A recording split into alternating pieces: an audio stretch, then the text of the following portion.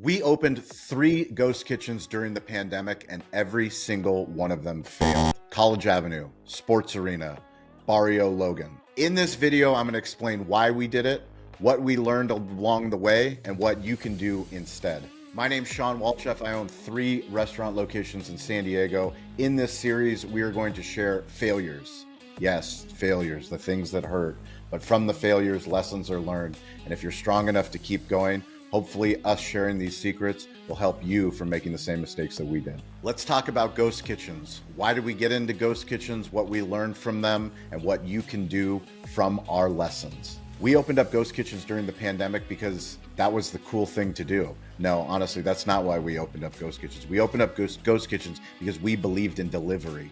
We told everyone, we build in public, we have podcasts, we have YouTube shows, we put content all over the internet because we want to have a rising tide lifts all ships. We want that you, the restaurant owner, can learn from the mistakes that we made, the successes that we made. We partnered with multiple ghost kitchen brands and opened up a location in Barrio Logan. It was 200 square feet, a location on College Avenue, another 200 square feet, and another location in Sports Arena, 200 square feet. 3 different locations in San Diego County because we believe that getting people, 3.3 million people in San Diego, to come all the way to Spring Valley was a broken business model. So we wanted to get barbecue, craft barbecue, ribs, tri-tip, chicken, wedding beans, mac and cheese, smoked at our commissary, our main location, and then delivered to our ghost kitchen locations.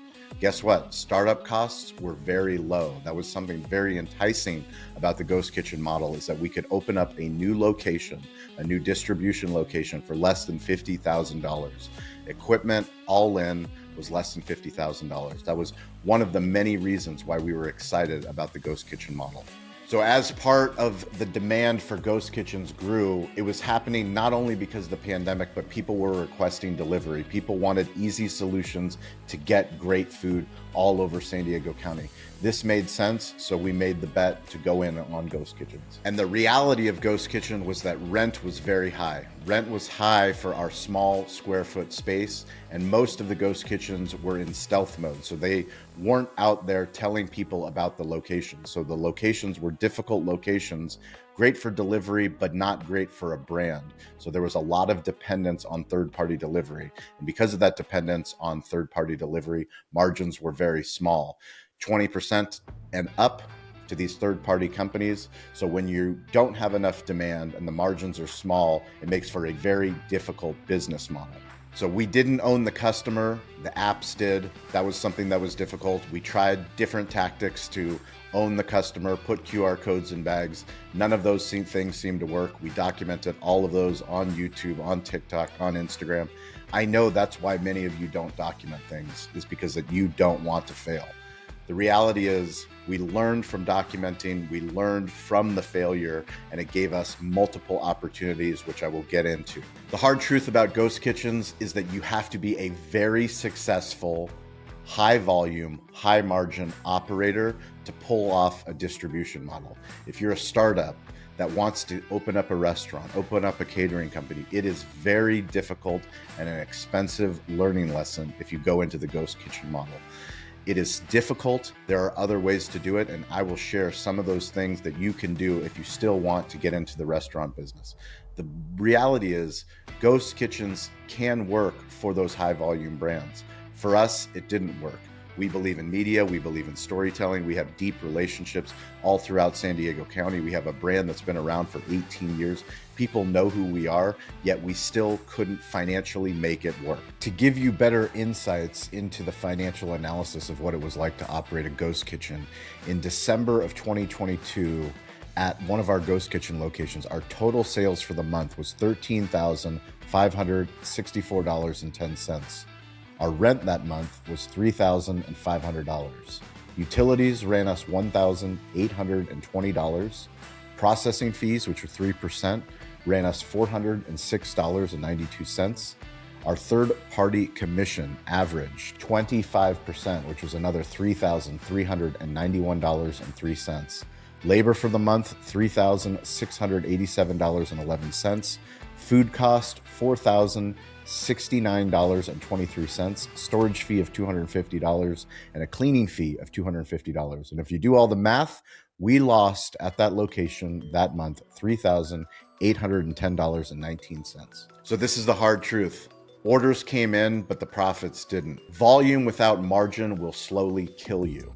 We ultimately had to close all 3 ghost kitchens within a year of opening them, and it was a difficult thing to do. No restaurant owner ever wants to close a restaurant. There's a Danny Meyer's book, Setting the Table. It's the Bible of hospitality. In that book, his biggest regret in writing that book, the only thing that he would ever change, is that he says with pride that he had never closed a restaurant. Now, I've listened to him in podcasts talk that he wishes he never said that because failure is a strength. And he didn't want restaurateurs reading that and thinking that they were a failure because they had to close their restaurants. Many of you watching this maybe have closed a restaurant, closed a location, had a failure. That's why we're making this series, is because anyone, I've interviewed so many successful restaurateurs, people that have 10 restaurants, people that have 100 restaurants, thousands of restaurants, and big brands and big successes. And guess what? If you get down to the truth of how they built any of it, it all happened because they failed.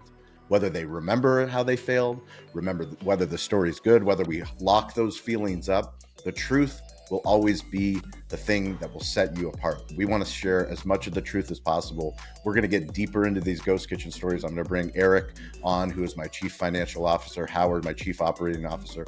They were there. We were there building it, and we thought we were going to pull it off. Unfortunately, we didn't. But this is the lessons that we learned. Right now, I'm going to share those with you. What are the lessons we learned failing using the ghost kitchen model? We learned that we still believe we're the Amazon of barbecue. We still believe that technology will play a role in restaurants thinking differently.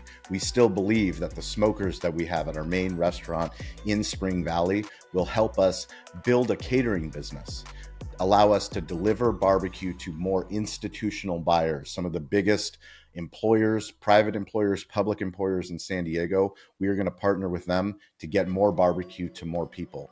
This wouldn't have happened if we didn't build the infrastructure. So part of investing in those ghost kitchen locations meant we had to make an investment in barbecue as a business, barbecue distribution, and wholesale barbecue.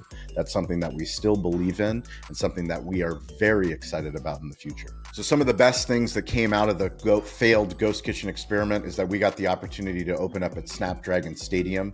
Stadium business is great business. It is great visibility for our brand. San Diego State is an incredible partner. We smoke all of our meats in Spring Valley every single day before the event. So whether it's an MLS soccer game, San Diego FC just had a phenomenal season, whether it's San Diego State football or a concert venue, we're slow smoking meat, delivering it to our Cali BBQ stand in stadium.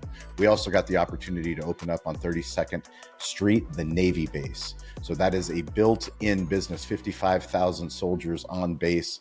We are with a bunch of national brands. We're the only local brand. So we're serving craft barbecue. We wouldn't have learned how to put those systems in place, build a delivery vehicle. We have a Cali BBQ hot and cold truck where we smoke meats, we load the meats up, and we deliver them every single day to the Navy base and whenever there's an event at Snapdragon Stadium. Those lessons that we learned, they happened because of failure. So as hard as it is to talk about the ghost kitchens that didn't make it, I wanted to be the Muhammad Ali. I wanted to be the greatest ghost kitchen operator of all time. That didn't happen, yet we're still here. We're still in business. We have a barbecue business and a media business. Now, if you're watching this video and you're thinking about ghost kitchens, which is probably why you found the video, I would do this instead. I would learn how to tell a story on YouTube, on TikTok, on Instagram. I would learn how to build a community first.